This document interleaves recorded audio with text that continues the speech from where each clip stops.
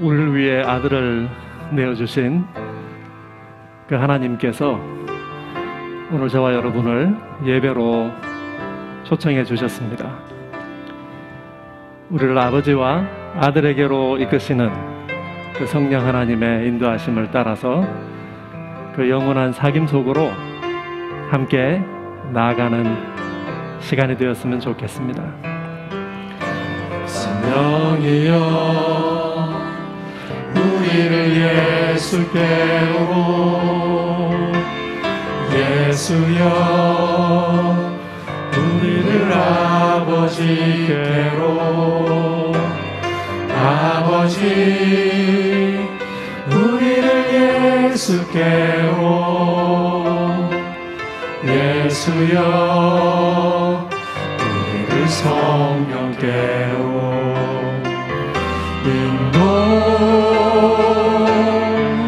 인도하소서. 그 친밀한 사랑으로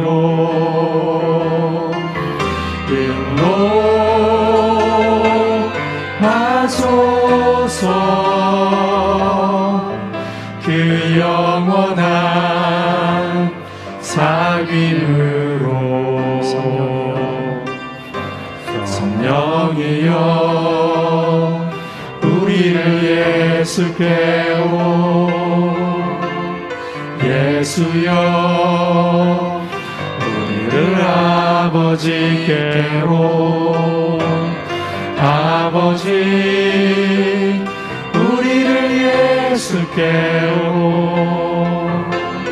예수여 우리를 성령께로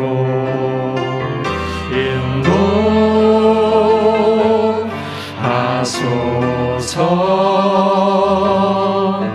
그 친밀한 사랑으로 인도하소서.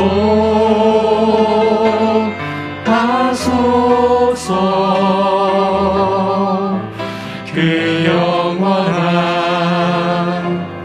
사귐으로.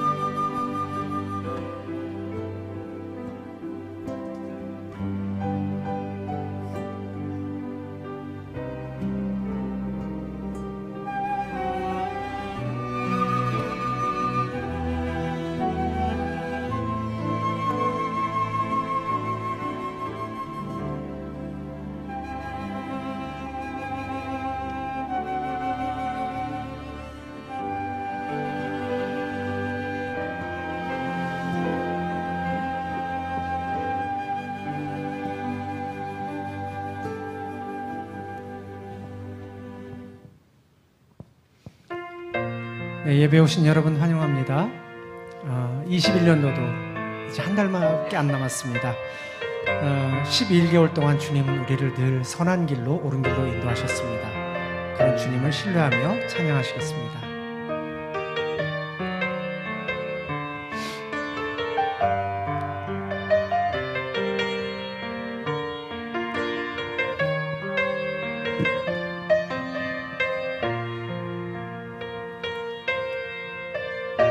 예수 우리들의 밝은 빛, 예수 우리들의 밝은 빛, 은혜와 긍휼을 베푸시는 주, 의의 길을 따라가는 주의 자녀들에게 항상 밝은 빛을 비추시네.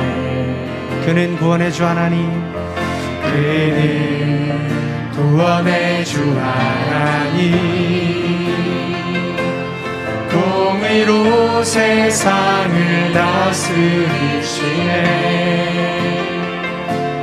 주를 경외하는 자들에게 부어주시는 놀라운 주님의 영광. 하늘에서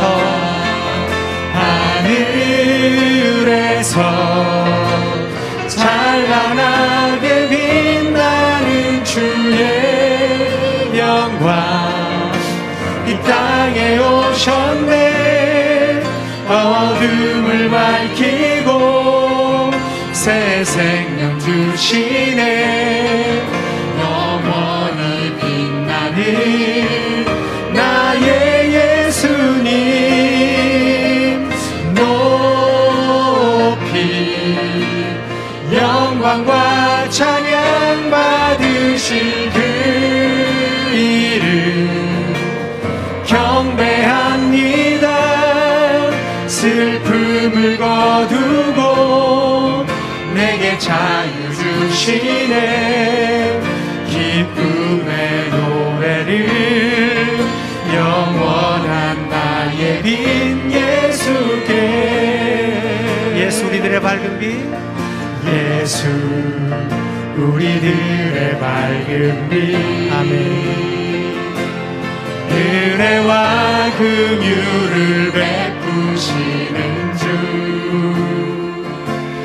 의의 길을 따라가는 주의 자녀들에게 항상 밝은 빛을 비추시네. 그는 구원의 주 하나님, 공의로 세상을 다스리시네.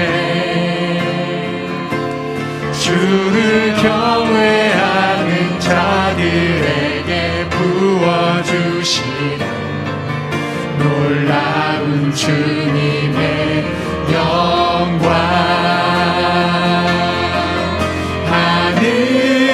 하늘에서 찬란하게 빛나는 주의 영광, 이 땅에 오셨네. 어둠을 밝히고 새 생명 주시네. 영원히 빛나는 나의 예수님, 높이 영광과 찬양 받으실 그 이름 경배합니다. 슬픔을 거두고 내게 자유 주시네. 기쁨의 노래를 영원한 나의 빛 예수께. 하늘에서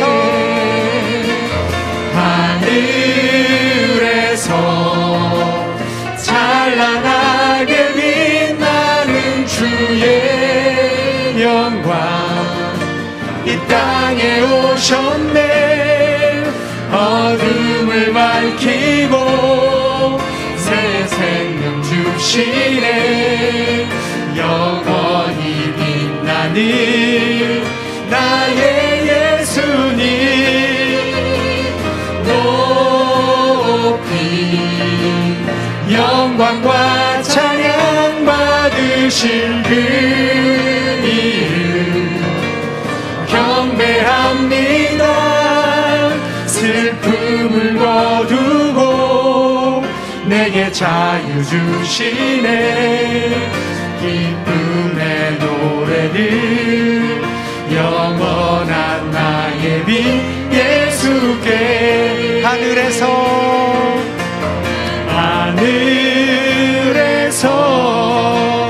찬란하게 빛나는 주의 영광 이 땅에 오셨네.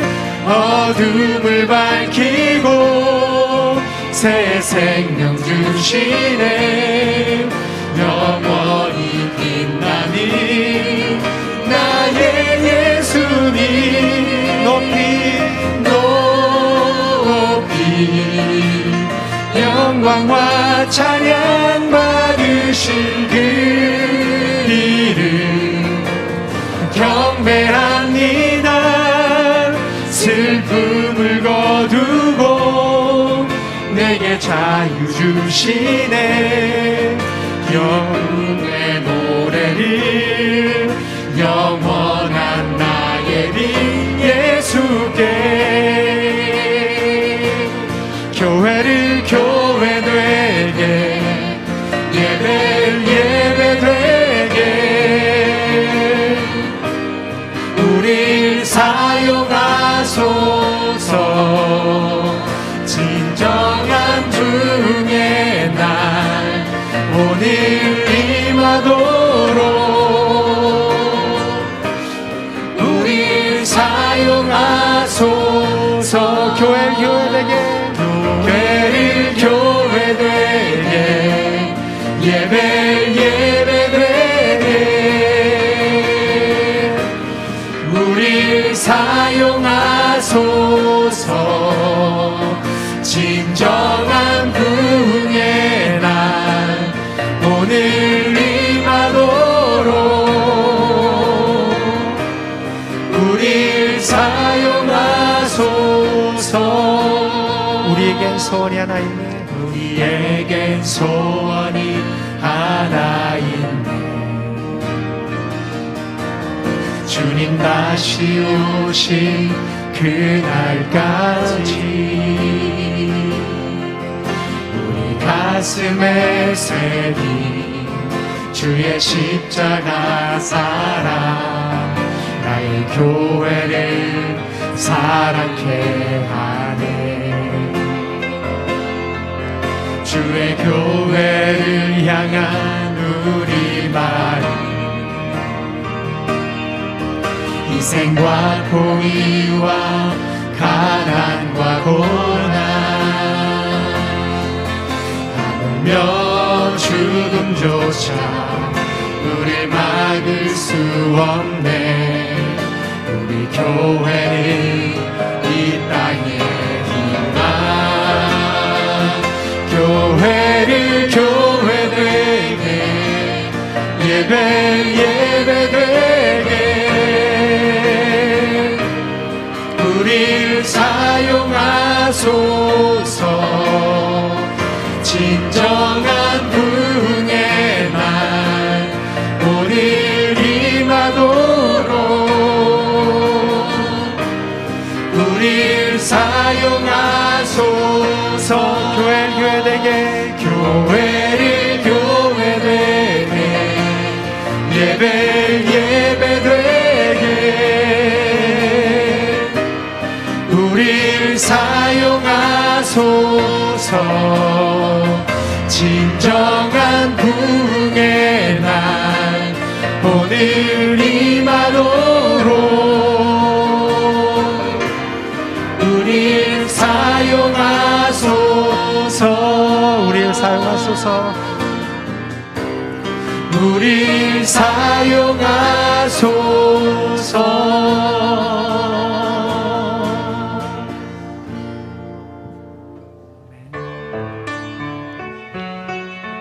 네, 우리 거룩 전능하신 주님 찬양하시겠습니다.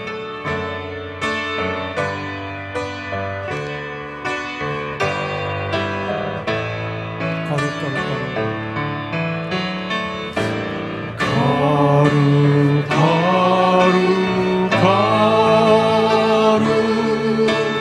전능하신 주님 이른 아침 우리 주를 찬송합니다.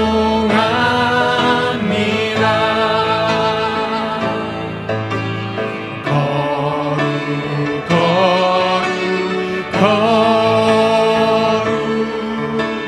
자비하신 주님 성삼위일체 우리 주로다. 거룩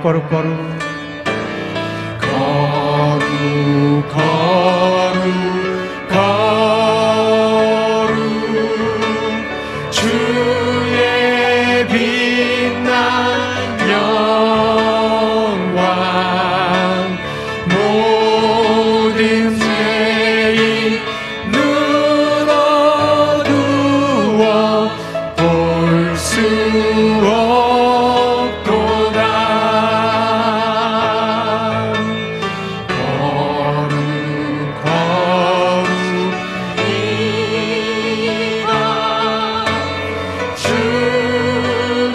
주님밖에 없네.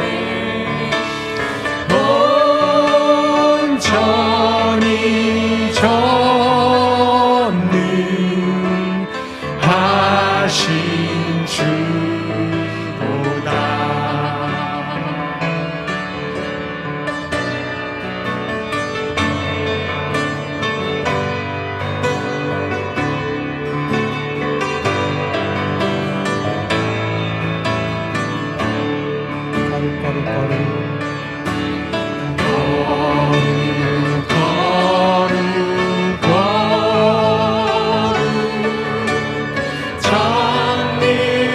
전능하신 주님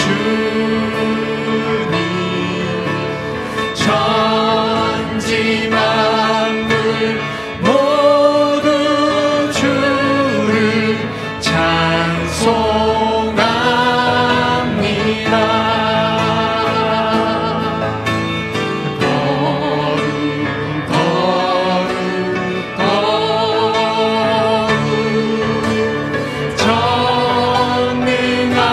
전능하신 주님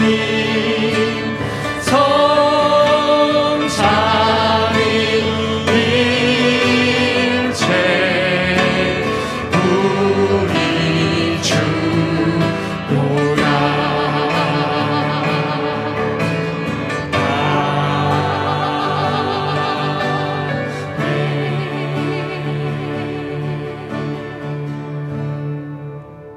아멘.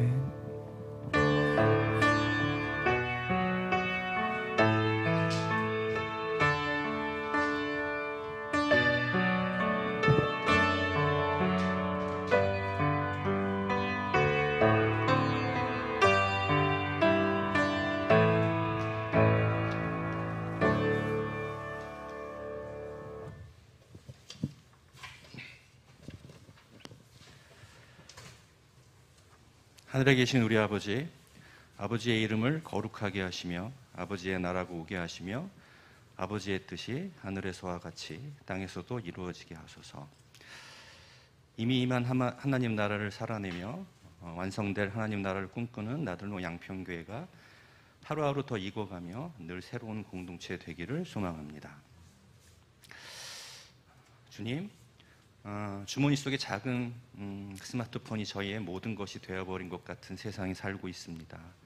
내가 듣고 싶은 소식만 찾아 들려주고 내가 보고 싶은 세상의 모습만 보여주는 그 작은 손 안의 세상이 우리가 아는 전부이고 진실인 양 제 뜻대로 생각하고 주변에 전하기까지 합니다.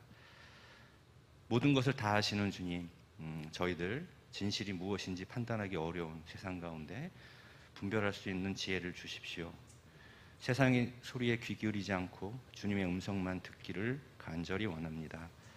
세상의 시선으로 바라보는 것이 아니라 주님의 눈으로 세상을 바라보며 낮은 자들보다 더 낮게 그들과 함께 살아갈 수 있는 마음 허락하여 주십시오.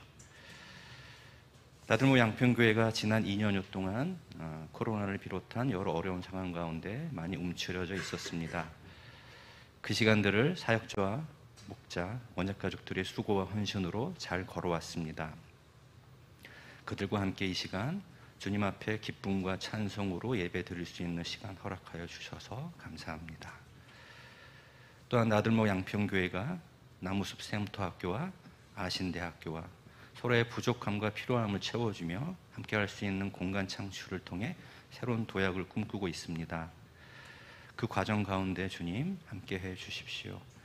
특히 공간에서 공부하고 예배하며 성장하는 다음 세대들을 통해 하나님 나라가 확증되고 확장되어가는 역사가 이루어질 수 있도록 우리 아이들을 축복하여 주십시오. 12월 한 달 동안 4가지 사랑이라는 주제로 저희들에게 말씀을 전하실 정성구 목사님을 주님 기억하여 주십시오. 점점 척박해지는 한국교회의 안타까운 현실 가운데서 다시금 한국교회의 부흥을 이끌 예비 사역자를 길러내는 사명을 잘 감당할 수 있도록 주님 정성구 목사님을 쓰임받게 해 주십시오. 장기간 코로나 후유증 치료와 간호에 몸과 마음이 지쳐 계실 신용직 서정자 선교사님을 위로해 주십시오. 육체의 병뿐만 아니라 마음의 병을 앓고 있는 지체들도 있습니다. 그들을 사랑의 손길로 만져주시고 치유해 주시길 소망합니다. 오늘 우리에게 일용할 양식을 주시고 우리가 우리에게 잘못한 사람을 용서하여 준 것 같이 우리의 죄를 용서하여 주시고 우리를 시험에 빠지지 않게 하시고 다만 악에서 구하여 주십시오. 나라와 권능과 영광이 영원히 아버지의 것입니다. 아멘.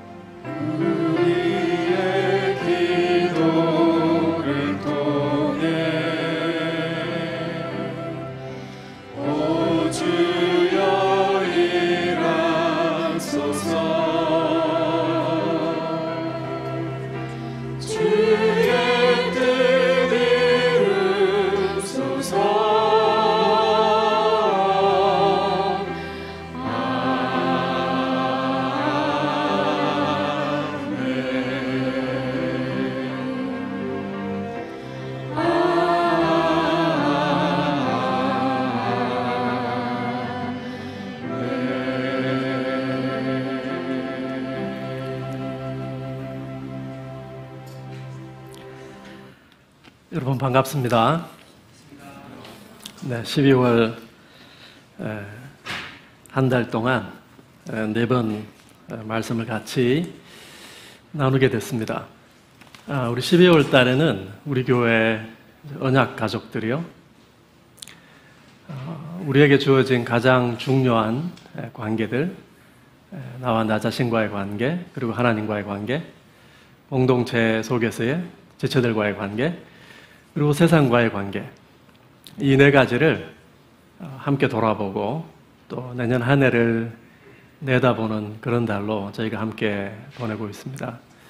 그래서 이번 한 달 말씀은 특별히 우리 언약 가족들 돌아보기와 내다보기를 돕기 위해서 제가 말씀을 준비하려고 합니다. 그래서 언약 가족들뿐만 아니라 우리 모든 교우들이 함께 이 말씀을 같이 나누고 하나님이 우리에게 주신 이 4가지 관계 함께 돌아보고 내다보는 시간이 되었으면 좋겠습니다.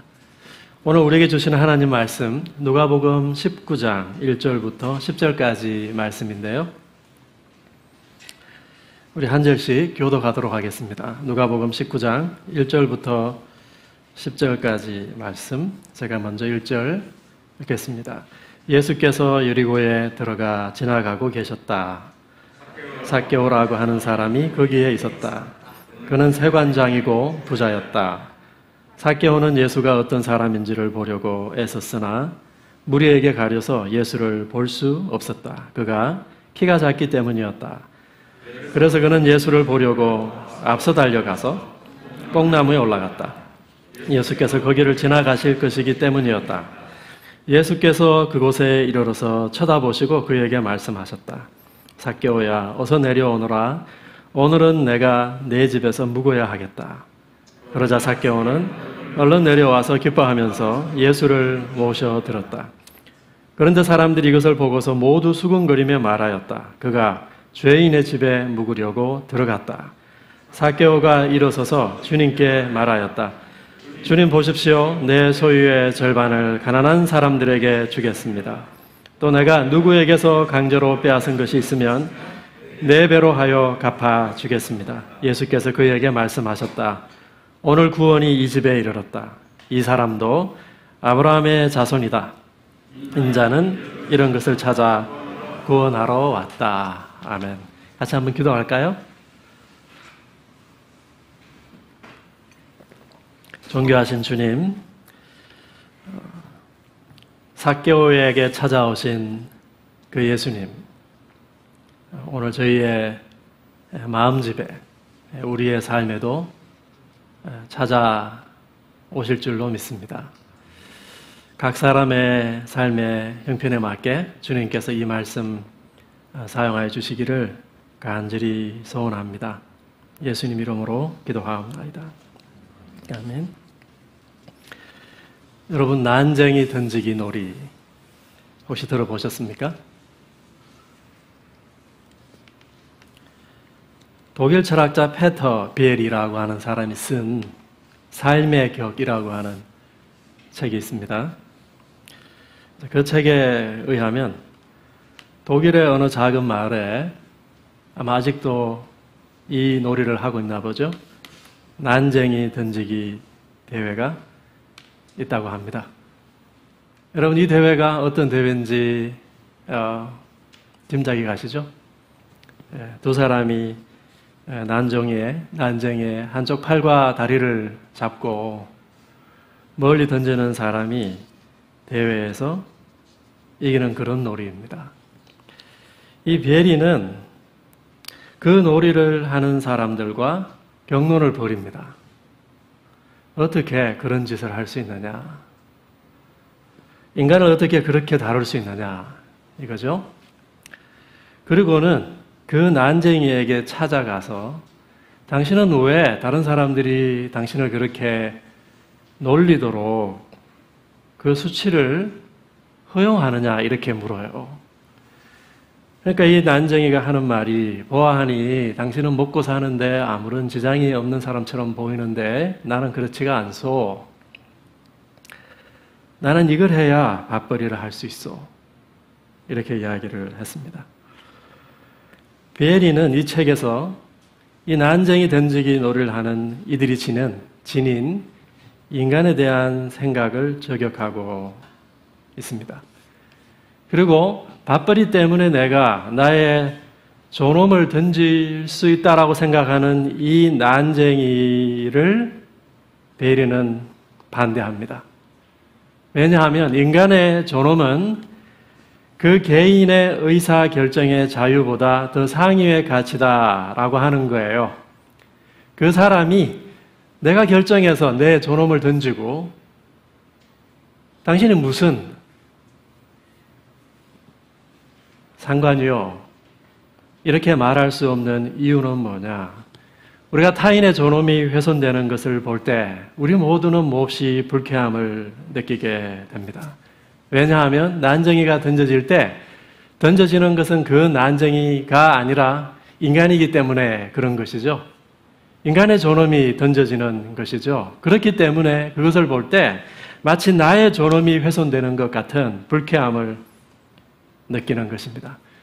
그리고 그것이 심지어 그 난쟁이 당사자라 하더라도 그 사람의 개인의 의사결정의 자유보다 모든 인간이 가지고 있는 공통된 그 인간의 존엄이, 그 존엄을 지키는 것이 더 상위의 가치다라고 하는 이야기를 이 책에서 하고 있습니다.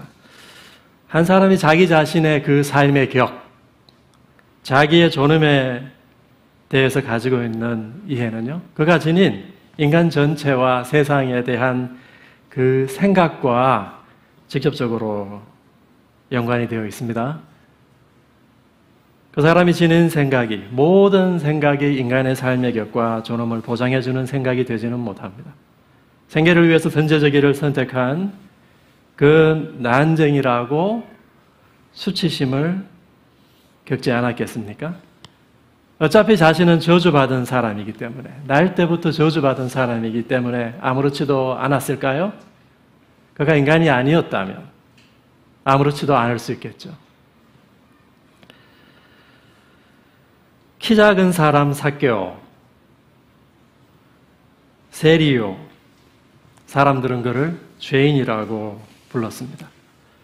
세리요, 죄인, 키 작은 사람 삭개오를 회복시키고 그의 존엄을 확인해주고 그를 성장할 수 있도록 도와주는 생각이 있다면 그것이 무슨 생각일까요? 오늘 본문은 예수께서 여리고를 지나가고 계셨다라고 하는 말씀으로 시작합니다. 삭개오는 유대인 남자입니다. 그는 세리장이었고 부자였습니다. 로마가 지배하는 그 민족들에게 세금을 징수했는데요. 로마가 그 세금을 일일이 다 어떻게 징수하겠습니까? 그래서 그 민족의 지도자에 해당하는 사람들을 세우고 그 사람들로 하여금 대신 세금을 징수케 했습니다. 한 해에 한 10억 정도만 가져다 달라는 것이죠. 그러면 이 세리장들은 10억만 갖다 주면 돼요. 근데 10억만 거두지 않겠죠. 한 20억 정도 혹은 30억 정도 거둬가지고 2배, 3배로 아마 남겼을지 모릅니다. 그렇기 때문에 이 세리들은요, 삭개오는 세리장이었습니다. 모든 유대인들에게 탐욕과 부패의 아이콘이었습니다. 그리고 자기 동족 유대인들을 배반한 배신의 아이콘. 그래도 여리고의 세리장 정도 되었다면 삭개오가 가졌을 권력이 꽤 대단했겠죠. 아마 동족들이 앞에서는 삭개오에게 굽신했을 것입니다. 그에게 권력과 부가 있기 때문에 그렇죠. 그러나 오늘 7절 말씀 이야기하듯이 모든 사람이 수군거렸습니다. 모든 사람이 수군거렸어요. 제가 죄인의 집에 들어간다. 도대체 삭개오는 무슨 생각을 가지고 세리가 되었던 걸까요? 여러분, 한 사람이 지니고 있는 이 생각 있죠? 좀 더 구체적으로 그 사람이 가지고 있는 세계관과 가치관, 우리는 그것에 따라서 오늘도 살아가고 있습니다. 우리가 지닌 그 가치관을 잘 관찰해 보면 내가 가장 중요하게 여기는 것이 무엇이다 라고 하는 것이 그 가치관 속에 들어가 있죠. 모든 인간은 자기가 가장 중요하게 여기는 그 가치를 추구합니다. 그걸 욕망해요. 그렇죠, 여러분? 내가 가장 중요하게 여기는 그 가치를 욕망해요. 그리고 그 욕망하는 것을 얻기 위해 살아가요. 그래서 그 욕구가 삶의 방식을 만들어 갑니다. 그 사람의 생각과 욕구와 삶의 방식이 하나가 되어서 나타나는 것이 저와 여러분의 삶의 이야기입니다. 이야기로 나타나요. 그런데 그 생각과 욕구와 삶의 방식이 비정상적인 사람 많습니다. 그리스도인이 된다는 것은 무엇이냐? 생각이 그리고 욕구와 삶의 방식이 바뀐다는 걸 의미하는 거예요. 그래서 다른 이야기를 살아간다는 걸 의미하는 것입니다. 삭개오는 로마가 대세다라고 생각했습니다. 로마가 대세다. 대세를 따라서 하는 것이죠. 로마가 지니고 있는 힘과 부가, 권력이 세상을 지배하고 있습니다. 그 힘과 권력을 선망하고 욕망했습니다. 로마에 부역하는 삶의 방식으로 나타나는 거죠. 그 사람의 생각과 그 사람의 욕구와 그 사람의 삶의 방식은 하나의 패키지입니다, 여러분. 우리의 삶의 방식만 바꿀 수 없어요. 욕구가 바뀌지 않는데, 생각의 체계가 바뀌지 않는데 삶의 방식이 여러분 어떻게 바뀌겠습니까? 이것이 삭개오가 자기 자신을 사랑하는 방식이었어요. 어긋난 자기 사랑이죠. 이러한 삭개오의 삶에 어긋난 자기 사랑의 결과가 무엇입니까? 여러분, 삭개오의 삶에 나타난 모순을 보십시오. 로마가 대세죠. 그런데 삭개오는 유대인입니다. 로마의 힘과 권력을 욕망하죠. 그러나 삭개오는 키 작은 사람이에요. 건장한 힘을 지닌 그러한 사람을 선망하지만 삭개오는 키가 작은 사람이요, 다른 사람들로부터 소외된 사람이라고 하는 것이죠. 뽕나무 위에 올라가야 조금 더 멀리 볼 수 있는 구질구질한 삶을 살고 있는 것입니다. 여러분, 잘못된 생각과 욕구와 삶의 방식은요, 반드시 문제를 만들어냅니다. 삭개오에게 나타난 내면의 문제들이 무엇일까요? 선교학자 유진 나이다라고 하는 사람이 있습니다. 그 사람이 말하기를 인간의 근본적인 내면의 문제, 인간이 많은 문제를 가지고 있습니다. 그런데 그 모든 문제의 근원이면서도 가장 근본적인 인간 내면의 문제를 세 가지로 그 사람이 환원시켰는데, 죄책감과 수치심과 두려움이에요. 죄책감과 수치심과 두려움. 여러분, 죄책감은 무엇입니까? 내가 뭔가를 잘못했어요.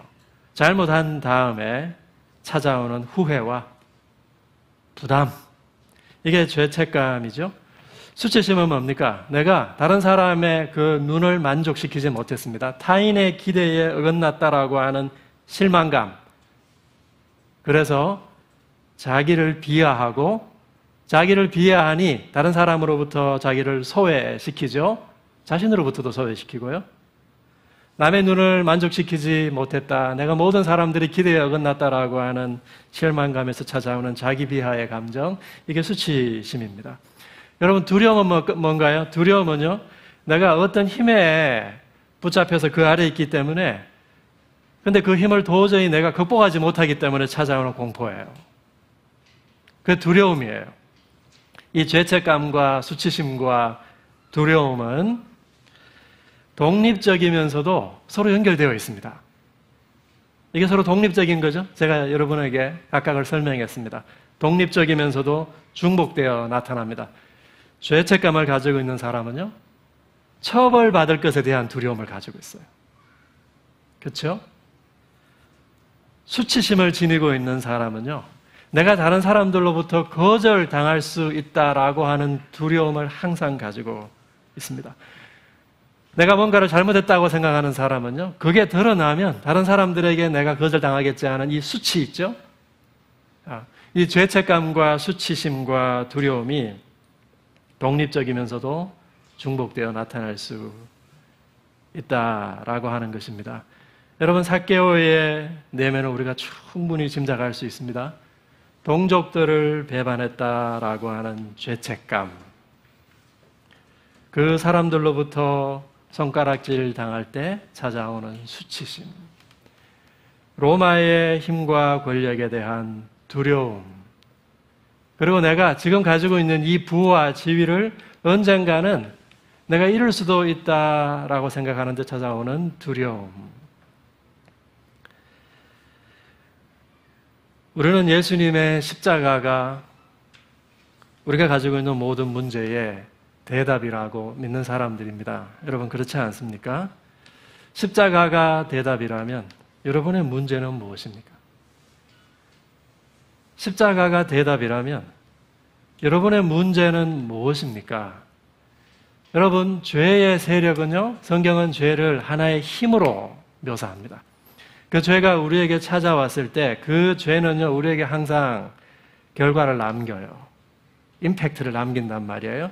그 사람의 내면을 장악하고요, 그 사람의 삶의 방향을 바꾸고 행동을 바꾸고 욕구를 바꿔놔요. 그 죄라고 하는 힘이 우리에게 찾아올 때 인간에게 나타나는 결과들이다라고 하는 것이죠. 그리고 그 죄의 세력이 우리에게 나타날 때는요, 그 죄가 어떤 사람을 붙잡을 때는 항상 아주 구체적인 형태로 표출돼요.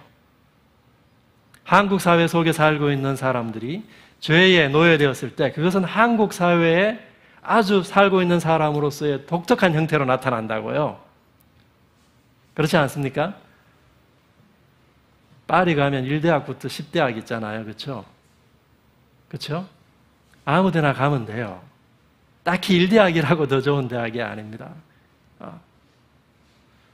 한국은 그렇지 않습니다. 한국이라고 하는 이 독특한 정황 속에 우리가 살고 있기 때문에 죄가 우리를 장악했을 때 그 죄의 세력은요, 그 죄의 결과는 아주 구체적인 형태로 우리 가운데 표출되게 되어 있습니다. 그렇기 때문에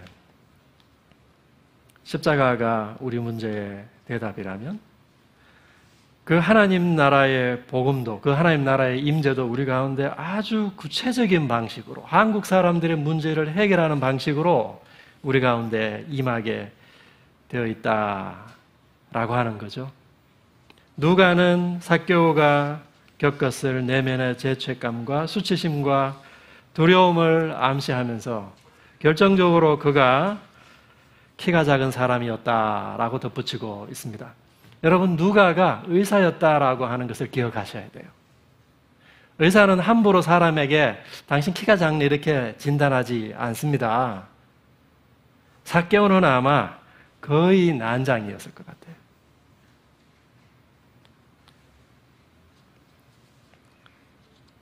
준장애인이죠. 거의 난장이었을 것입니다. 날 때부터 저주받은 사람, 거절당한 사람, 세리장 삭개오의 수치는 어떤 근원적인 수치에 뿌리 내려져 있습니다. 여러분, 알코올 중독자들 있잖아요. 알코올 중독자가 된 수치심을 가지고 있어요. 그렇죠? 수치로 여기겠죠? 그런데 그로 하여금 알코올 중독자 되게 한 근원적인 수치가 있습니다. 그걸 찾아야 돼요. 자아를 수치스럽게 여기는 것이죠. 세리장 삭개오는 그가 키가 작은 거의 장애인이었기 때문에 아마 많은 상처를 안고 자랐을 것입니다. 상처 입은 사람들 특징이 뭔가요? 행동이 자연스럽지 못하죠. 예수님이 보이지 않아요. 무리 때문에. 그럼 어떻게 해야 정상적인 어른의 사고일까요? 나무 위에 올라가요, 그냥? 이 사람의 행동은 자연스럽지 못합니다.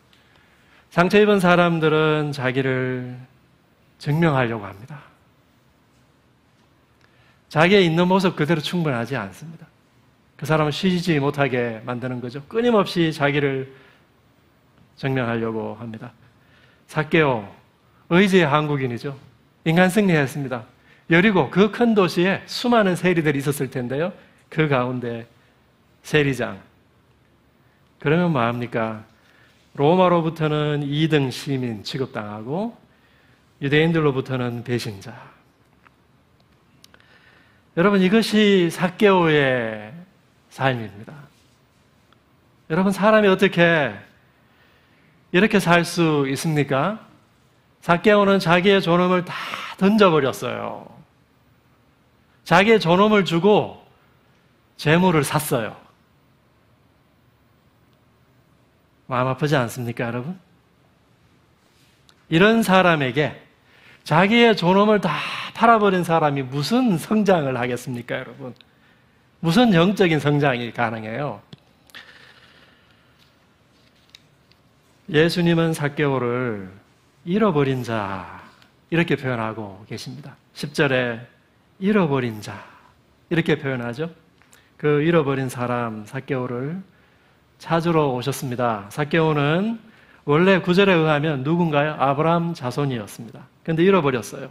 아브라함 자손으로서의 존엄을 다 팔아버렸어요. 그리고 로마 제국의 생각과 욕구와 삶의 방식을 따라간 거예요. 저와 여러분 마찬가지입니다. 우리가 그리스도인이지만 옛사람의 생각과 욕구와 삶의 방식으로 돌아가곤 하죠, 여러분. 그것이 저와 여러분의 삶에 만든 결과들이 뭔지 여러분 돌아보셔야 됩니다. 우리가 12월 달에 해야 될 일이 바로 그 일입니다. 주님께서 삭개오에게 찾아오셨듯이 저와 여러분에게 우리 회중 가운데 찾아오시기를 간절히 소원합니다. 누가복음 18장과 19장에 예수님께서는 지금 예루살렘으로 올라가시는 길인데 예루살렘으로 가시는 길에 만난 사람들에 대해서 이야기하고 있습니다. 예수님이 여러 사람을 만나시는데 이 모든 이야기들은 삭개오 이야기를 향해 가고 있어요. 이 모든 이야기들은 삭개오 이야기를 향해 가고 있습니다. 예수님이 만난 이 사람들은 다 문제 많은 사람들입니다. 그 문제에 막혀가지고 조금도 성장하지 못하는 사람들이에요. 누가복음 18장 18절부터 예수님이 만난 사람 부자 관원. 제가 18장 22절부터 거기 여러분 교환에 실어 놓았습니다. 여러분 이 사람 누군지 아시죠? 아주 경건한 사람이에요. 그리고 돈도 많고 경건하고 정말 여러분 경건하기도 하고 돈도 많고 여러분 이상형 아닙니까? 날 때부터 이 십계명에 있는 이 계명들을 다 지킨 사람들이에요. 그런데 보세요. 18장 22절에 예수께서 이 말을 들으시고 그에게 말씀하셨다.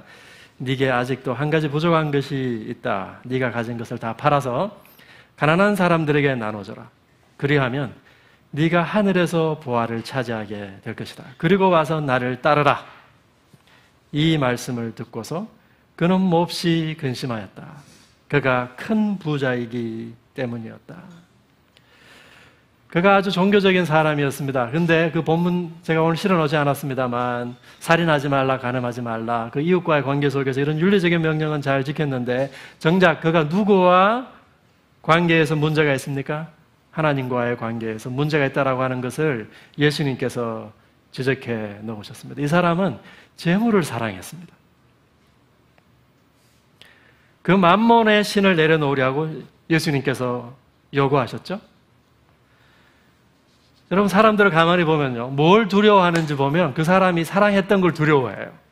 너무 사랑하기 때문에 이럴 수가 없어요. 그 잃을까 봐 두려워하는 거예요.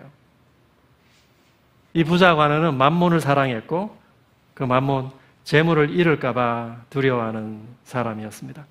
그런데 이 본문에서 제가 재밌는 것은요. 주님은 이 부자 관원에게 나를 따르라 라고 초청하셨잖아요. 그런데 절대로 강요하지 않으셨어요. 나를 따르라고 초청하실 분, 이 사람에게 강요하지 않습니다. 주님이 이 사람에게 너는 나를 따르라 이렇게 말씀하실 수 있는 그 주님의 이 자신감은 어디에서 나오는 것일까요? 제가 그 다음 본문, 거기 간단하게 정리해놨는데요. 그 다음 본문이 바로 예수님께서 이제 자신이 예루살렘에 올라갈 텐데 그 예루살렘에 가서 자신에게 무슨 일이 일어날지를 제자들에게 말씀하세요. 18장 32절에 보면 인자가 이방 사람들에게 넘어가고 조롱을 받고 모욕을 당하고 침뱉음을 당할 것이다. 그들은 채찍질한 뒤에 그를 죽일 것이다. 그러나 그는 사흘째 되는 날에 살아날 것이다. 주님이 고통당하실 일, 십자가 지실 것을 예수님께서 예언하셨습니다. 주님이 고난 당하시는 이유는 무엇인가요? 주님은 우리를 사랑하시기 때문에 우리를 그 하나님과의 그 사랑의 관계로 회복시키시기 위해서 우리를 위해서 고난 당하신 거죠. 그렇죠? 이걸 통해서 주님은 우리에게 고백하고 계세요. 고백하세요. 옛날에 어떤 드라마 보니까 사과할까요? 고백할까요? 그런데 주님은요, 우리에게 지금 고백하고 계세요. 내가 너희를 사랑해서, 내가 너희를 위해 나를 희생할 것이다. 여러분, 사랑하면요, 희생할 수 있거든요. 주님은 우리에게 고백하세요. 그런데 주님은 고백할까요? 강요할까요? 주님은 강요하지 않습니다. 그냥 고백하시는 거예요. 그리고 약속하십니다. 내가 나에게로 오면, 나의 사랑을 수용하면 너희가 재물에게 빼앗겼던 존엄을 되찾을 수 있다. 약속하시는 거예요. 내가 그것을 되찾아줄 수 있는 힘을 가지고 있어. 주님은 약속하시는 것이죠. 주님은 고백하시고 약속하십니다. 우리에게. 그리고 우리에게 초청하십니다. 그러나 주님은 강요하지 않습니다. 그 다음 이야기가 보지 못하는 맹인이 주님에게 건진받는 이야기가 나오죠. 18장 35절 이하의 맹인, 장애를 지닌 사람입니다. 율법에 의하면 이 사람은 정결치 못한 사람입니다. 아마 이 사람도 날 때부터 장애를 지니고 율법에 의해서 섬 밖에 나가 있는 사람으로 취급당했을 것입니다. 이런 사람들이 가지고 있는 두려움이 있습니다. 자기 날 때부터 자기가 알지 못하는 어떤 힘에 의해서 눌려 살고 있어요. 그렇지 않습니까? 도저히 자기가 자기 힘으로 이 힘을 극복할 수 없습니다. 자기는 저주를 받은 거예요. 나사렛 예수여 나를 불쌍히 여기소서. 그가 이렇게 소리 질렀습니다. 39절에 의하면 앞에 서서 가던 사람들이 이 사람을 꾸짖죠. 조용히 하라고. 그는 더욱 더 크게 소리 외쳤다.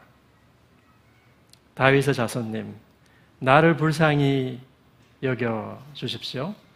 이 맹인도 동족들인 유대인 이웃들로부터 소외된 사람이었습니다.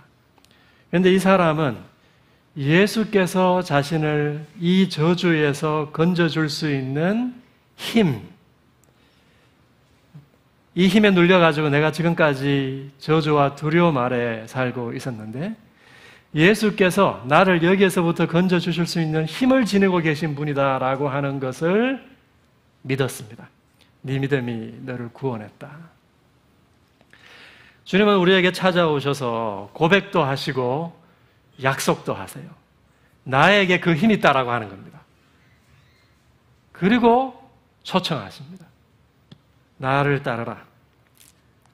사랑하는 성도 여러분, 여러분이 붙잡혀 있는 어떤 힘이 있습니까? 극복이 안 되는 문제 있습니까? 주님은 그것을 극복할 수 있는 힘을 지니고 계신 분이다라고 우리에게 약속하세요. 현대인들은 합리적으로 설명이 되지 않으면 다 거부합니다. 종교적인 진리도 마찬가지입니다. 그런데 여러분, 우리가 주님이 가지고 계시는 그 신비한 힘, 설명하지 못하는 건 맞아요.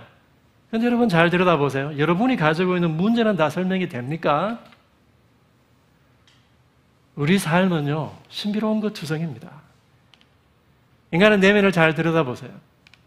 내 주변에 있는 사람이, 내 옆에 있는 그 사람이 그렇게 어려움 당하고 있는 이유가 여러분 설명이 되십니까? 합리적으로? 성경은 예수께서 보이는 힘과 보이지 않는 그 모든 힘과 세력, 그것이 인격적이든 비인격적이든 인간을 짓누르고 있는 그 모든 힘을 다 이기실 힘이 있고 이기셨다라고 우리에게 증언하고 있습니다. 그러면서 어떻게 말하고 있나요? 초청하죠. 그 예수의 힘을 믿으라고 하는 것입니다. 어떤 힘에 대한 두려움은요, 내가 우울증에 붙잡혀 있으면요, 내가 도저히 헤어나오지 못할 것 같아요. 그렇지 않습니까? 그 어떤 힘에 대한 두려움은 그것보다 더 큰 힘을 지닌 존재를 만나야 벗어날 수 있어요.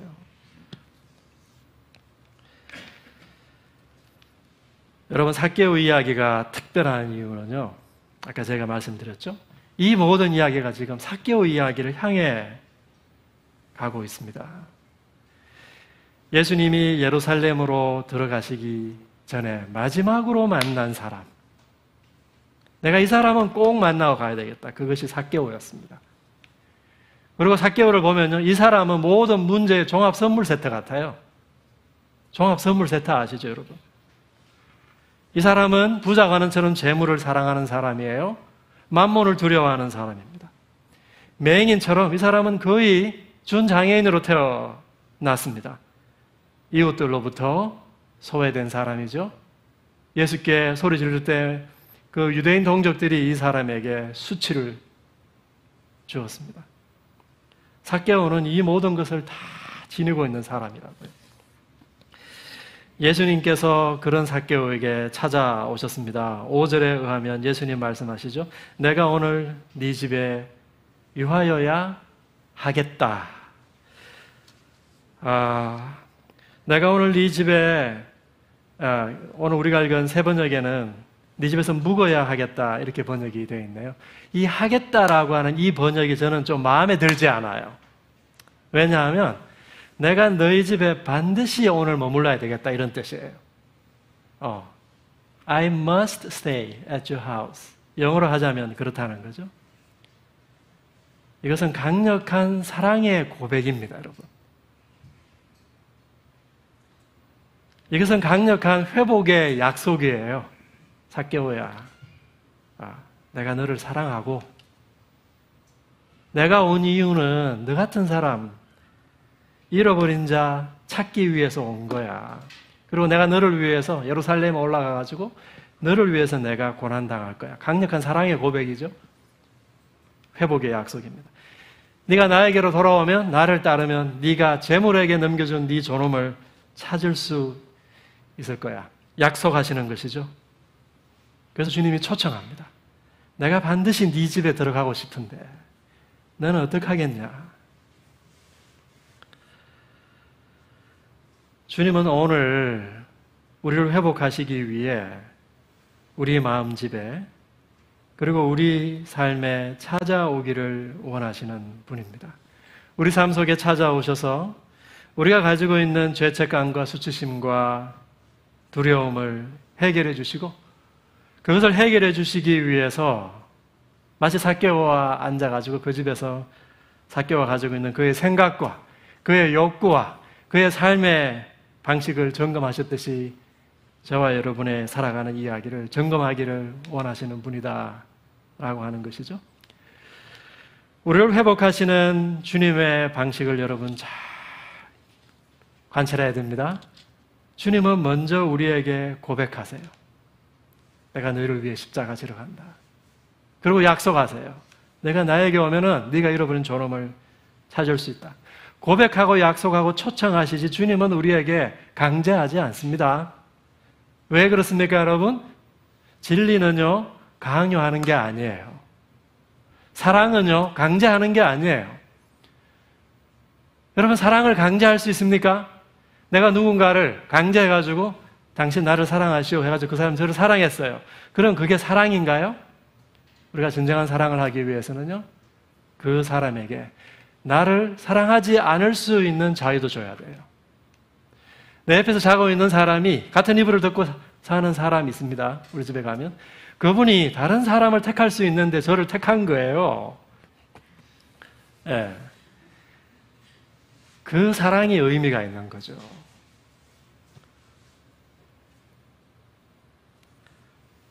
주님은 사랑하시기 때문에 희생하셨습니다. 사랑하면 희생하게 돼요. 예수님이 삭개오의 집에 들어갔을 때 모든 사람들이 삭개오에 대해서 수군거렸을 뿐만 아니라 예수님에 대해서도 수군거렸습니다. 저가 죄인의 집에 묵으려고 들어갔다. 사랑은 수고와 희생이 따르죠, 여러분. 수모와 비아냥거림이 수반되게 되어 있습니다. 그러나 주님은 그 수모와 비아냥거림을 견디고 있습니다. 삭개오는 주님의 초청에 응했습니다. 급히 내려와 주님을 영접했습니다.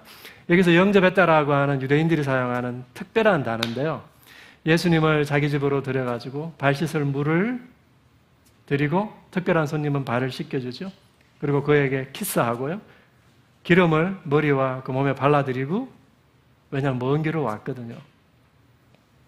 함께 식탁을 나누는 겁니다. 이게 영접했다라고 하는 말의 의미입니다. 여러분, 주님께서 삭개오를 사랑하시고 그를 회복하시기 위해서 삭개오의 무엇으로부터 그를 건져 주셔야 될까요? 삭개오의 문제가 무엇입니까? 죄책감과 수치심과 두려움에 잡혀 있는 사람이죠. 그의 상처를 해결해 주셔야 되겠죠. 주님은 삭개오가 붙잡혀 있는 그 죄책감으로부터 그를 건져주고 계십니다. 삭개오 집으로 돌아가셔서 그와 식탁을 나누셨습니다. 제가 이 식탁 좋아하는 거 여러분 잘 아시죠? 우리 교회 성도들은 잘 아시죠? 여러분 식탁에 함부로 아무하거나 우리가 둘러앉지 않습니다. 식탁에 둘러앉는 사람은 우리가 식구라고 하죠.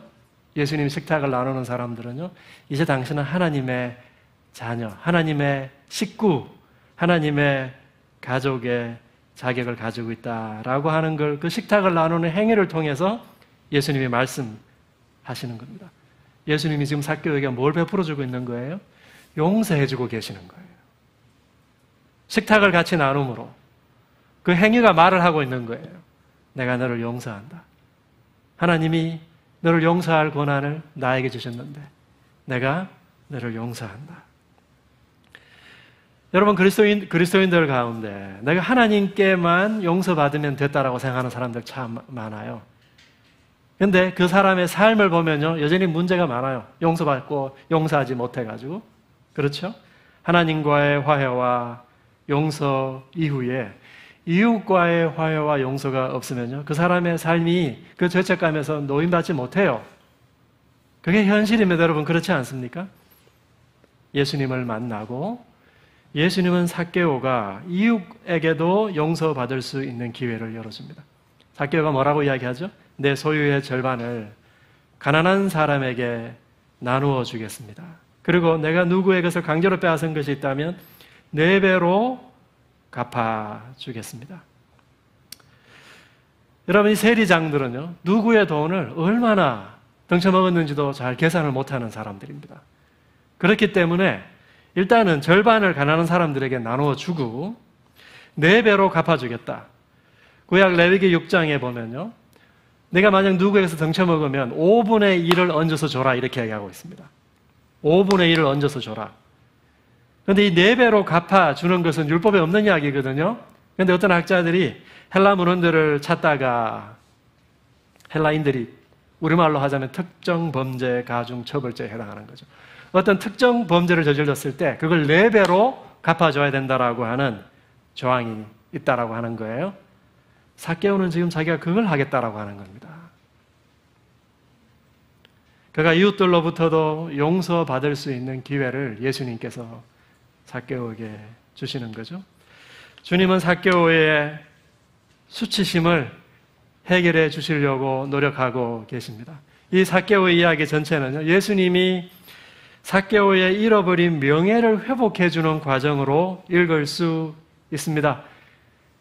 우리가 아무 집에나 들어가서 아무하고나 친구하고 식사하고 교제하지 않습니다. 모든 사람들이 삭개오 집에 들어가는 거, 죄인의 집에 들어가는 거 수치스럽게 여겼습니다.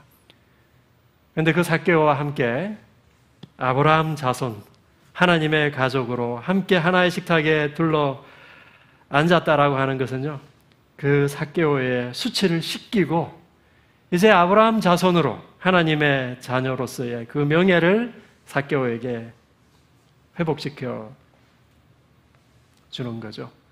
나아가서 예수님은 삭개오가 스스로 명예롭게 사는 길을 지금 열어주고 있습니다. 스스로 명예로운 삶을 선택할 수 있도록. 삭개오가 어떻게 하죠? 삭개오는 예수님께서 어디에 관심을 가지고 계시는지, 어떤 삶이 명예로운 삶인지 생각을 바꿔먹은 것 같아요. 자기의 재물을, 이제는 재물을 팔아가지고 존엄을 사기로 결정한 것 같아요. 지금까지 자기 존엄을 팔아가지고 재물을 샀다면 이제는 재물을 팔아가지고 명예로운 자기의 존엄을 사기로 결단한 거죠. 예수님의 눈을 만족시키는 삶, 예수님이 가지고 계시는 그 기준을 만족시키는 삶, 예수님 수준의 삶. 여러분, 우리가 언제 우리의 수치를 벗어던질 수 있습니까? 우리가 명예로운 삶을 선택할 때 수치를 씻을 수 있는 거예요. 주님은 두려움으로부터 삭개오를 건져주고 계십니다.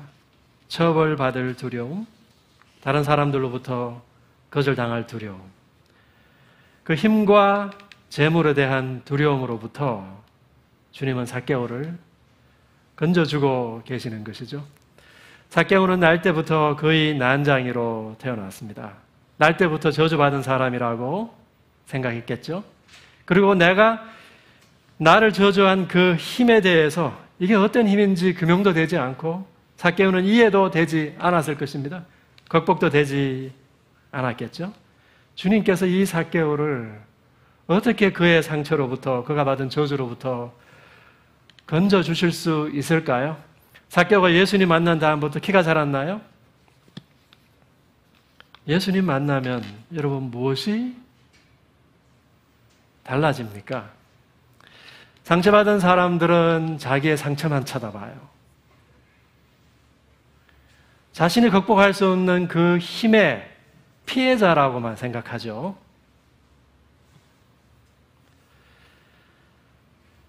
삭개오는 예수님 만난 다음에 자신의 키를, 외모를 바라보기 전에 세상을 바라보는 방식이 바뀌고 말았어요. 우리가 코페르니쿠스적인 변화 이렇게 부르죠. 사람들이 아침에 뜨면 태양이 뜨잖아요. 저녁에 해가 지잖아요. 그러니까 태양이고만 지구를 돈다고 생각해요. 근데 사실 그렇습니까, 여러분? 지구가 태양 주위를 도는 거잖아요.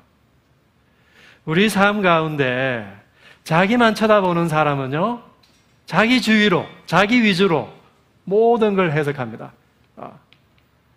우주의 현실에 대해서, 인간의 삶에 대해서 전혀 다른 해석을, 그렇던 해석을 하게 된다는 것이죠. 삭개오는 예수님 만난 다음에 자기를 부인하고 진정한 방식으로 자기를 사랑하게 되었습니다.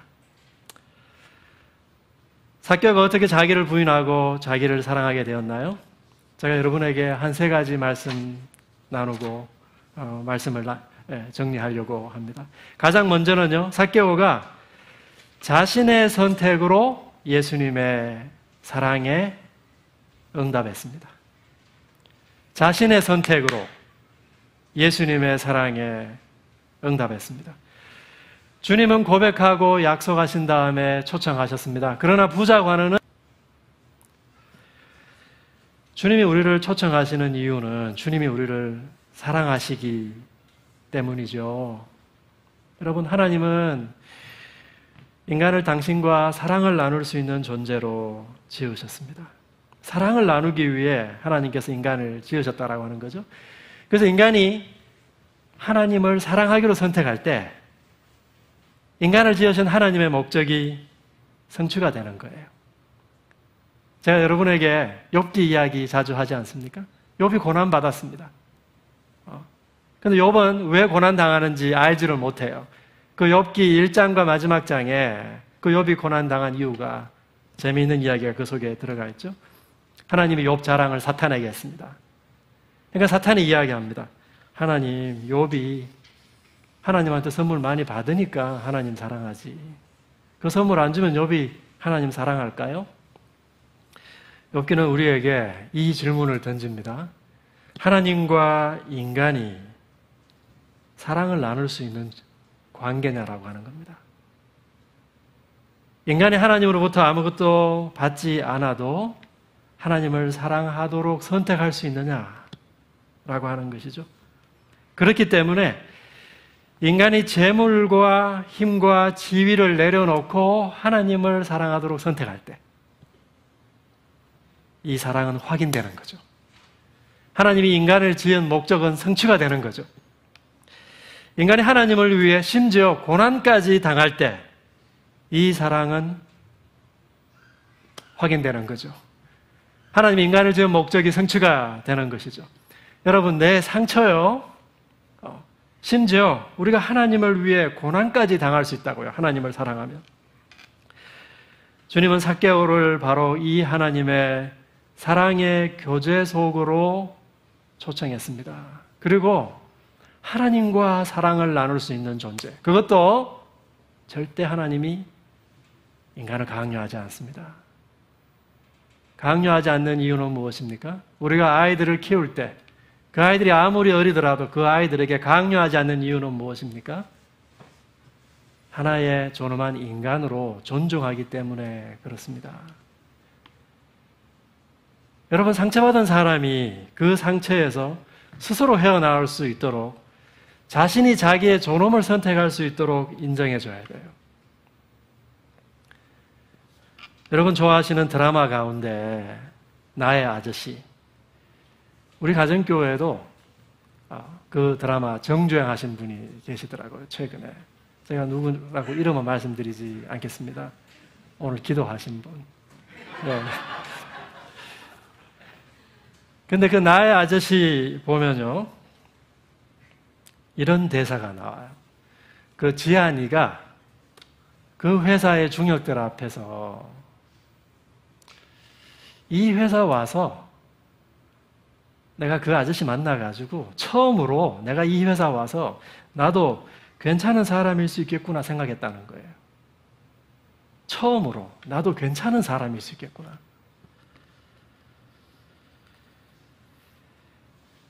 스스로 사랑을 선택하고 스스로 명예롭게 살기를 선택함으로써 삭개오는 자기의 존엄을 되찾기 시작하는 거예요. 내가 나의 존엄을 되찾기를 선택하는 거예요. 주님은 삭개오에게 찾아오셔서 우리를 사랑한다고 고백하시고 내가 너의 존엄을 찾아줄 수 있어. 약속도 하십니다. 그러나 절대로 강제하지 않고 강요하지 않습니다. 스스로 주님의 사랑을 수용할 수 있는 그 자유를 삭개오에게 주시는 것이죠. 삭개오는 예수님을 자기 집으로 영접했습니다. 그리고 그 예수의 생각을 자기의 이유로 수용했습니다. 삭개오는 대세를 따라 남들이 가는 길을 따라가는 사람이었습니다. 그런데 삭개오는 자기의 이유로 예수의 생각을 수용하고 그 새로운 생각을 의지해서 가난한 자를 돕고 살기로 결심했습니다. 상처에 짓눌려 있는 그 사람들은요, 자기의 존엄을 어떤 그 힘에다가 다 내어줘요. 결정론적 세계관이죠. 나는 저주받고 태어난 거, 이미 결정된 거예요. 피해자일 뿐이에요. 절대로 자기 스스로 선택하지 못합니다. 삭개오는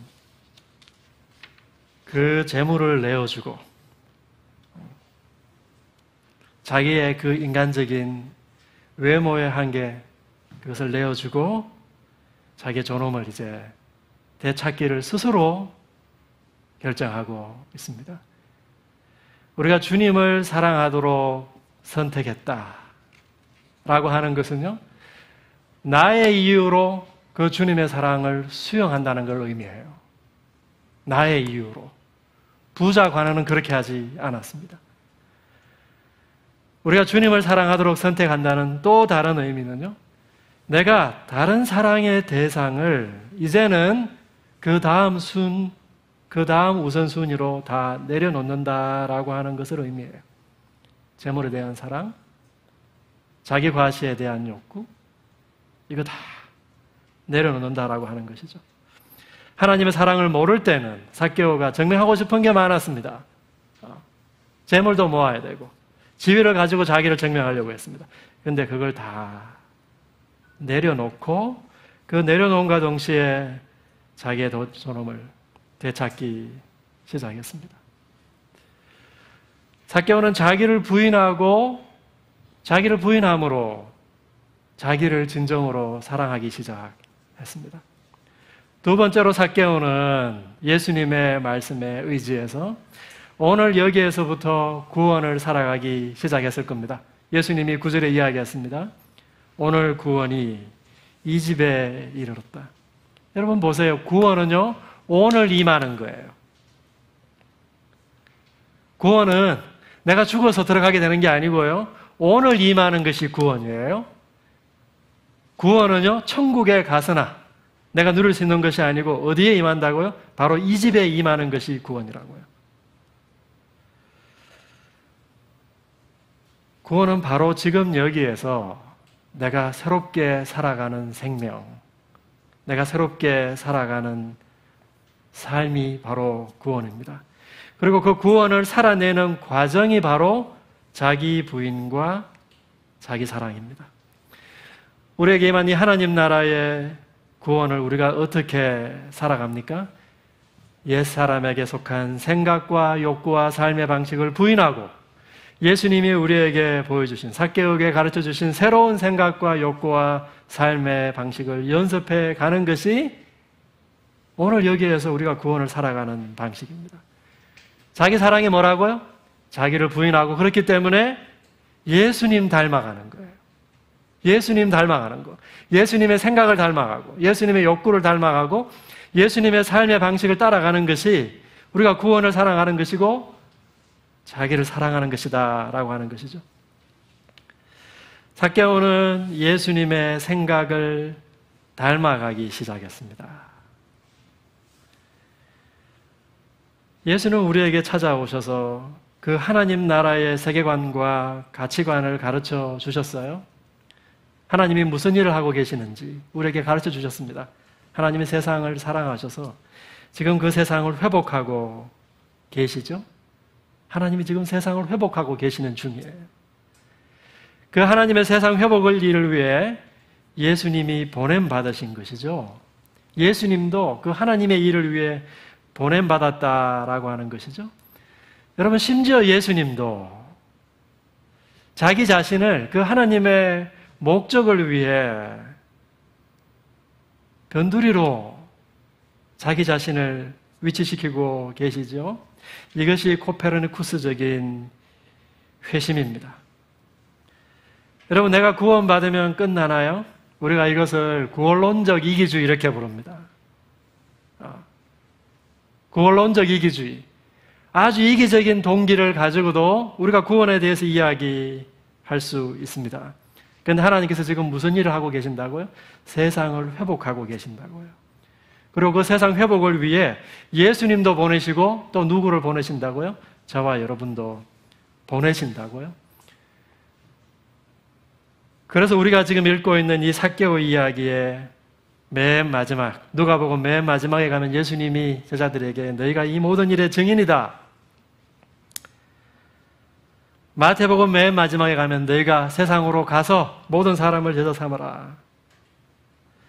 하나님의 세상 회복의 일을 위해서 자신의 삶을 드리게 되는 거예요.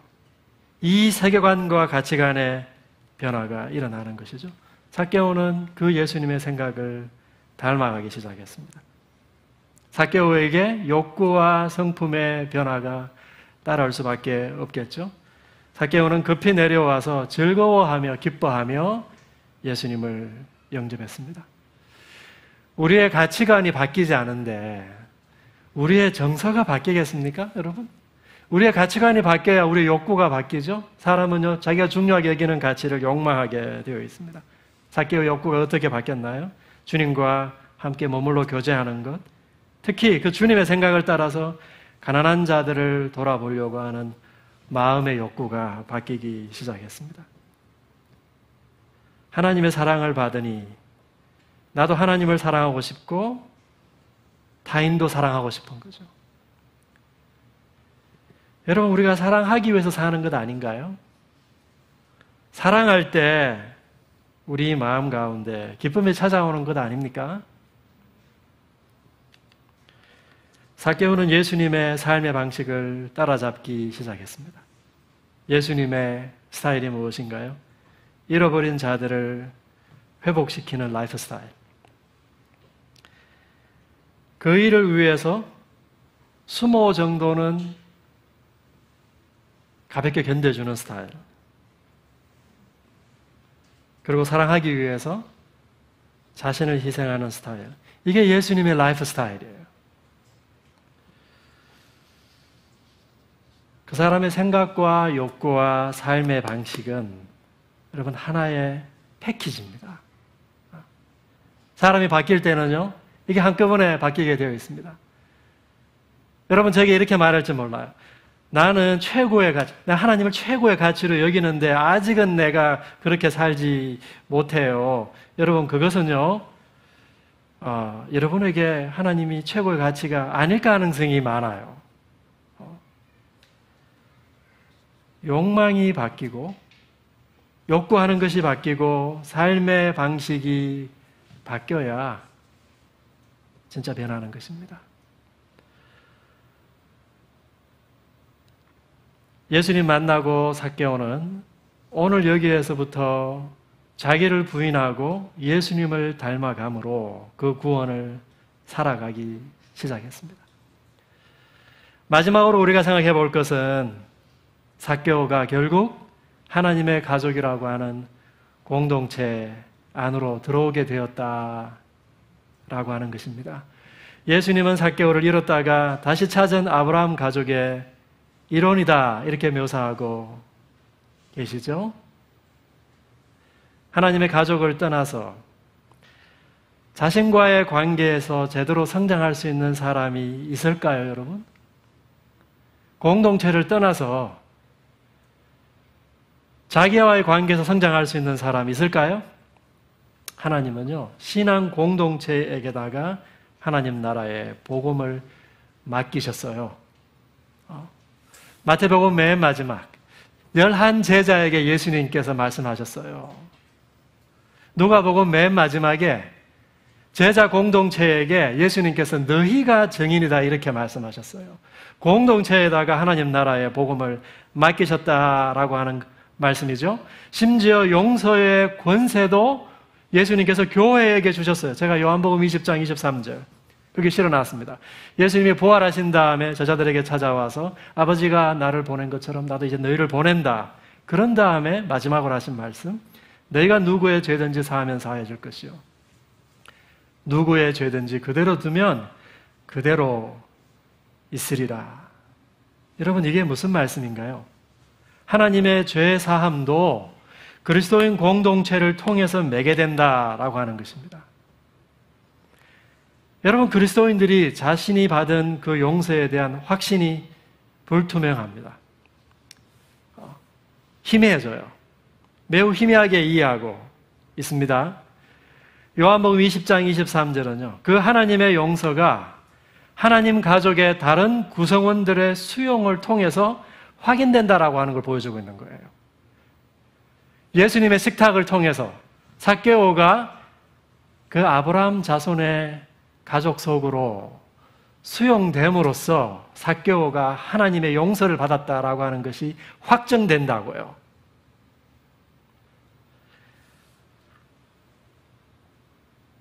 우리 신앙 공동체 속에서 우리는 다른 지체들에게 당신이 하나님의 용서를 받았습니다 라고 선포도 해주고 그를 용서받은 하나님의 자녀로 받아들이고 하나님 가족의 일원으로 수용합니다.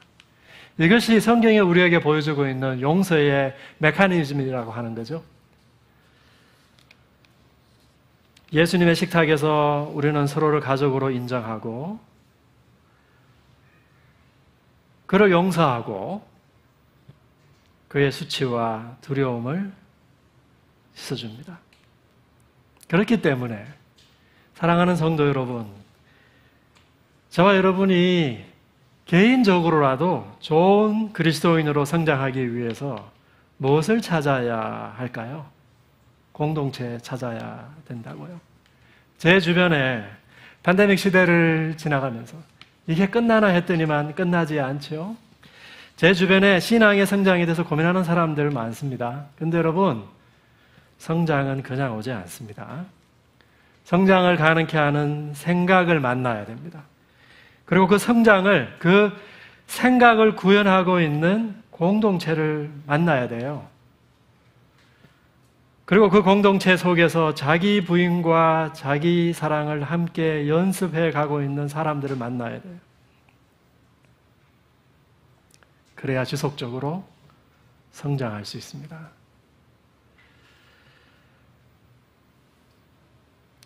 여기 저보다 신앙생활 오래 하신 분들 여기 들어 계시네요. 저도 교회 생활을 좀 해봤습니다, 여러분. 예. 여러 공동체를 지나왔습니다. 근데 훌륭한 그리스도인 개인을 길러내는데 여러분 최고의 전략. 그래서 하나님이 훌륭한 그리스도인 개인을 길러내기 위해서 반드시 준비하시는 것. 그게 뭘까요? 그게 바로 좋은 공동체입니다. 그 좋은 공동체 안에서 그 공동체 안에 있는 사람들이 아주 높은 신앙의 수준을 유지하고 그러면 그 안에 있는 사람들이 그걸 다 상식으로 알아요. 이 정도는 다 상식. 재물을 팔아서 자기 존엄을 사는 것. 이 정도는 상식. 그러면 그 안에 있는 사람들이 세상으로 나갔을 때 그 세상 사람들이 그 공동체를 통해서 수많은 그리스도인 훌륭한 개인이 쏟아져 나오는 것을 확인하게 되는 것이죠. 말씀을 정리하도록 하겠습니다. 사랑하는 우리 나들목 양평교회 교우 여러분, 온라인으로 이 말씀을 듣고 계시는 성도 여러분, 난쟁이 던지기 놀이 거부하셔야 됩니다. 여러분의 존엄을 던지는 그 놀이 거부하셔야 됩니다. 자기 사랑이라고 하는 것은 무엇입니까? 주님이 어렵게 찾아주신 그 자기의 존엄을 지키는 것이 자기 사랑입니다. 그래야 성장할 수 있습니다.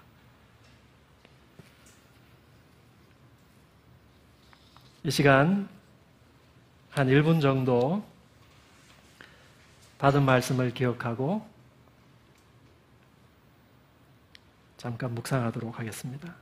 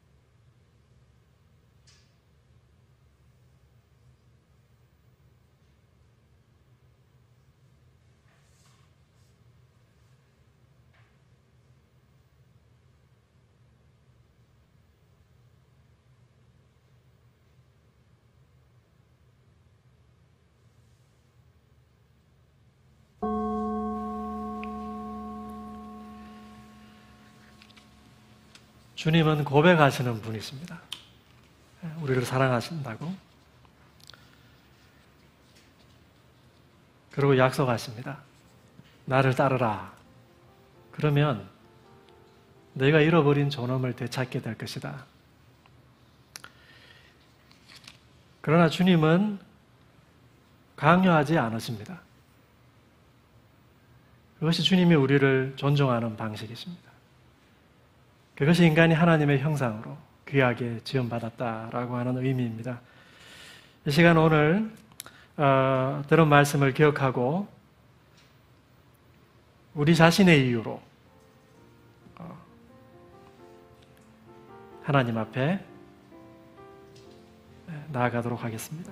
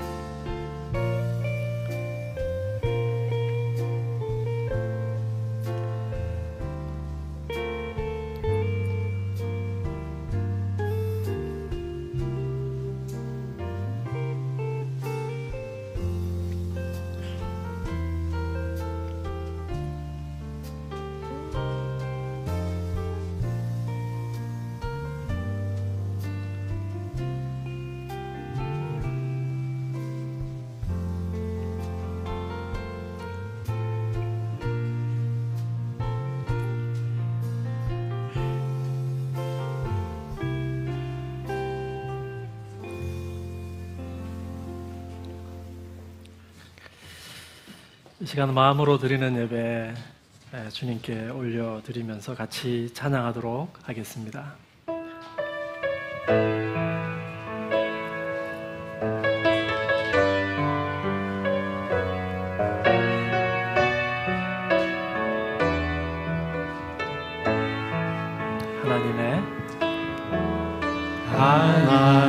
하나님의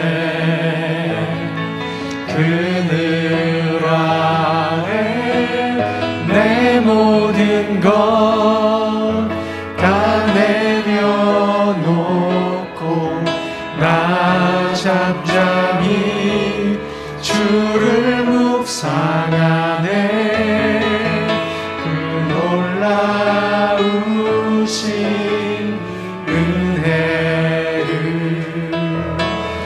끝이 없는 주의 사랑 강물 되어 흘러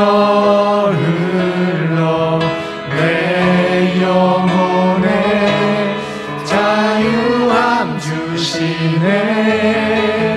날 새롭게 하시네.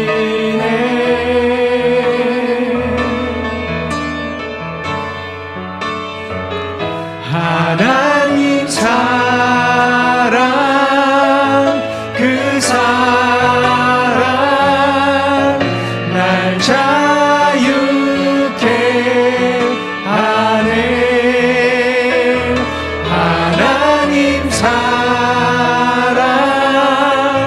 그 사랑 날 회복해 하네. 하나님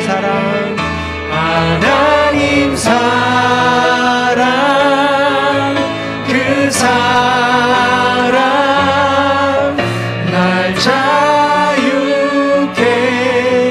하네.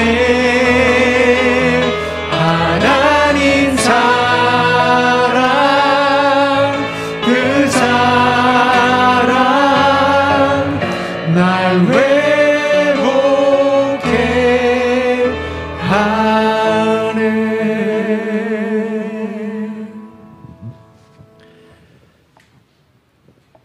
이제는 우리를 위해 십자가의 고통과 수치를 참으신 우리 주 예수 그리스도의 은혜와 죄인들을 위하여 독생자를 아끼지 아니하신 하나님 아버지의 놀라우신 사랑과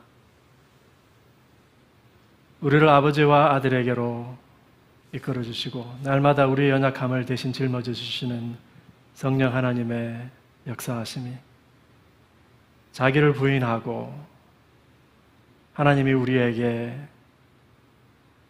되찾아 주신 그 존엄을 지키기로 결단하고 이 자리를 떠나는 사랑하는 우리 나들목 양평교회 모든 교우들 위해 그리고 저들의 가정과 저들의 일터와 그리고 주님께서 피 흘려 값지고 세우신 우리 나들목 양평교회 위에 이제로부터 영원토록 함께 계시기를 간절히 축원하옵나이다. 아멘.